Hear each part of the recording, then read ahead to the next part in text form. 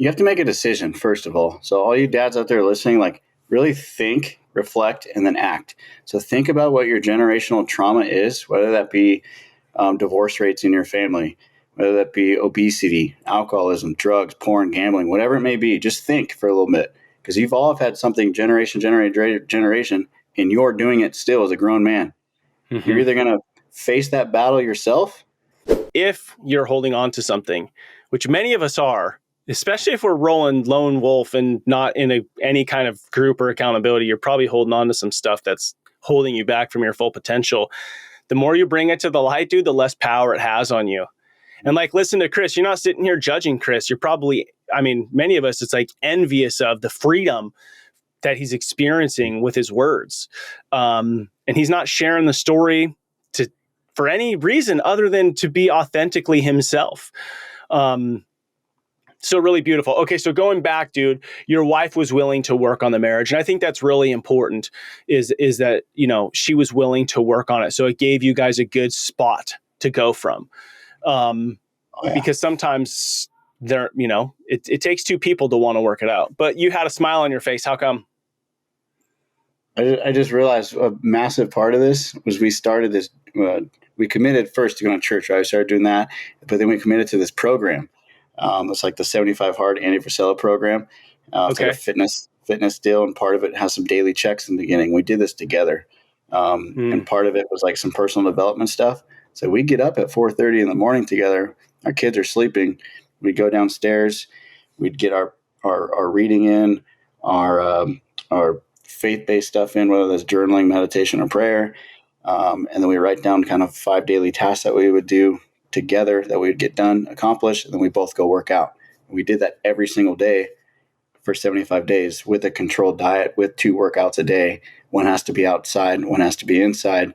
And we did this together, and that like exploded our marriage. Like doing stuff together, seeing results together, aligned. So, and it was really good because it allowed, you talk about the trauma side of it, like your trauma could be, transmitted into your kids, or you can use it to transform them into, people that can learn from my mistakes.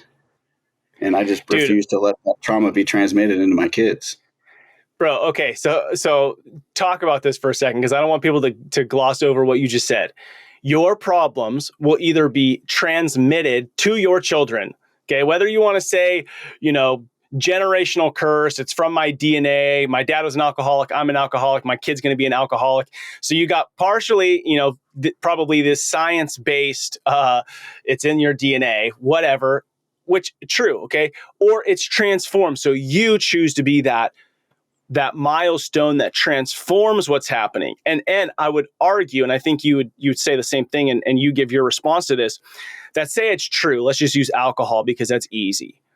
If I choose at 40 years old to break that alcoholism, if my kid's 15, that will still be transformed into them, right? That they're not going to have to go break that curse because I did, if you want to call it a curse.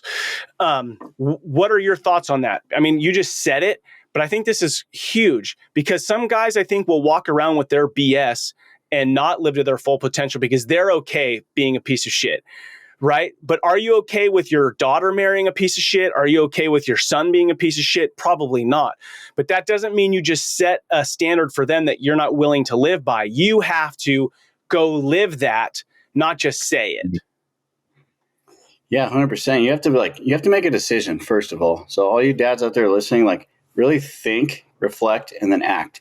So think about what your generational trauma is, whether that be divorce rates in your family, whether that be obesity, alcoholism, drugs, porn, gambling, whatever it may be. Just think for a little bit, because you've all had something generation, and you're doing it still as a grown man. Mm-hmm. You're either going to face that battle yourself, or you're going to cower down and let your kids battle for you eventually when you're gone. So are you going to let your kids fight and battle, or are you going to do it for them so they don't have to live that hard life? Because there's one thing out there. For me, for my family, everybody always drank. It is what it is. I mean, great humans. There's no AA stuff, deep alcoholism, but everyone just drinks. It's just common, drink. And for me, it's not aligning me where I want to go. So I'm going to be the one in my family. Like, there's my decision, right? I'm reflecting on it. Here's my decision. Now I need to act. What's the action? Stop drinking. I'm not going to spend holidays with my kids seeing me drunk. That's my goal.